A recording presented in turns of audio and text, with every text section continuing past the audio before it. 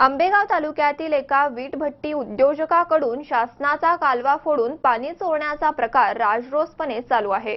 मात्र हक्केच्या अंतरावर असणारे डिंभा पाटबंधारे जाणून बुजून या प्रकाराकडे डोळेझाक करताना दिसतंय। महाराष्ट्रामध्ये तीव्र पाणी टंचाई जाणवत आहे। जलसंपदा विभाग जनजागृती करत आणि जाहिरातबाजी करत पाणी वाचवण्याबाबत, जपून पाणी वापरण्याबाबत नागरिकांना आवाहन करत आहे। मात्र आंबेगाव तालुक्यातील एका वीटभट्टी उद्योजकाकडून शासनाचा कालवा फोडून शासनाचे नुकसान करत महसूल बुडवत पाणी चोरण्याचा प्रकार राजरोसपणे चालू आहे। मात्र हक्केच्या अंतरावर असणारे डिंभा पाटबंधारे उपविभाग क्रमांक 1 ऑफिस जाणून बुजून या प्रकाराकडे डोळेझाक करताना दिसतंय। पुणे जिल्ह्यातील आंबेगाव, शिरूर आणि नगर जिल्ह्यातील पारनेर, श्रीगोंदा तसेच सोलापूर जिल्ह्यातील करमाळा या तालुक्यांना वरदान ठरलेला डिंभे धरणाचा उजवा कालवा।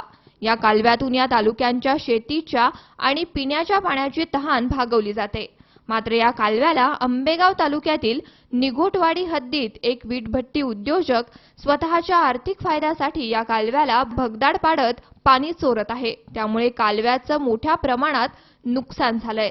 शासनाचा महसूल बुडवून हा उद्योजक राजरोसपणे पाणी वापरत आहे। याबाबत शेतकऱ्यांच्या वारंवार जलसंपदा विभागाकडे तक्रारीही करण्यात आल्यात। मात्र जलसंपदा विभाग या वीटभट्टी उद्योजकावर काहीही कारवाई करण्याला धजावत नाहीये। जनावरांच्या पिण्यासाठी कालव्यातून पाणी घेतले म्हणून शेतकऱ्यांना पोलीस स्टेशन दाखवणाऱ्या जलसंपदा विभागाला या उद्योजकाने या कालव्याचे नुकसान केलेले जलसंपदा विभागाला दिसत नाही का? राजरोसपणे शेतकऱ्यांच्या वाट्याचं पाणी चोरणाऱ्या या वीटभट्टी उद्योजकावर जलसंपदा विभाग काही कारवाई करणार नाही का?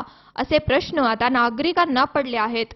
पिण्याच्या पाण्याची भ्रांत असताना लाखो लिटर पाणी राजरोसपणे चोरत असणाऱ्या वीटभट्टी उद्योजकावर डिंभा पाटबंधारे उपविभाग क्रमांक 1 ऑफिस कारवाई करत नाही। शेतकरीही तक्रारी करून आता थकले आहेत। त्यातूनच वीटभट्टी उद्योजक आणि जलसंपदा विभागाचे अधिकारी यांची कुठेतरी आर्थिक लागेबांधी असल्याचे शेतकरी वर्गातून बोललं जातंय।